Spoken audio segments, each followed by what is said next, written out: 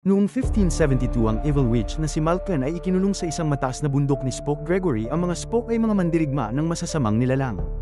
Kaya naman tungkulin ni Gregory na protektahan ang mundo mula sa mga witches.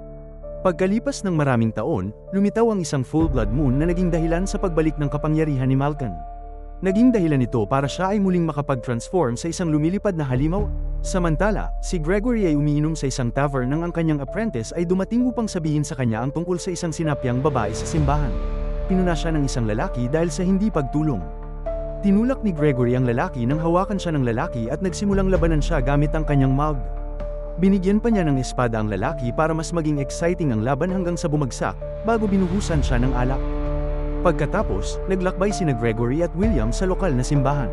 Pagkatapos magsuot ng armas, pumasok sila sa gusali at nakita ang isang sinapian na bata na nakakadena. Ginagamit niya ang kanyang kapangyarihan para maghagis ng krus sa kanila, ngunit madaling nahuli ito ni Gregory. Kinumpirma ng ama na simula kagabi ay ganito na siya. Nagsimulang magsalita ang dalaga gamit ang demonyong boses para ipaalam kay Gregory na nakatakas si Malkin na pagtanto na ang mangkukulam ay ang nagmamay-ari sa kanya. Naglagay ng bag ng magic powder sa leeg ng bata na nagiging sanhi ng kanyang pagbagsak.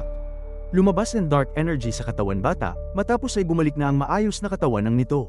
Pagkatapos ay ang dark energy ay nagsasama-sama upang maging si Malkin. Nagsimulang tuyain si Gregory at sinusubukang gayumahin si William sa hudyat ni Gregory. Ninato ni William ng palakol ang lubid sa kisame para bumagsak ang kampana, ngunit iniiwasan ito ni Malkin at nag-transform para tumakas. Bago subukang lumipad palayo, hinampas siya ni William ng palaso at binato siya ng pilak na lambat.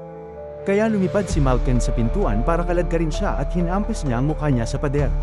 Gayunpaman, hindi binibitawan ni William ang lambat para makahabol si Gregory. Nagtulong silang hilahin ang lambat pababa hanggang sa bumagsak ito dahil sa kahinaan nito sa pilak.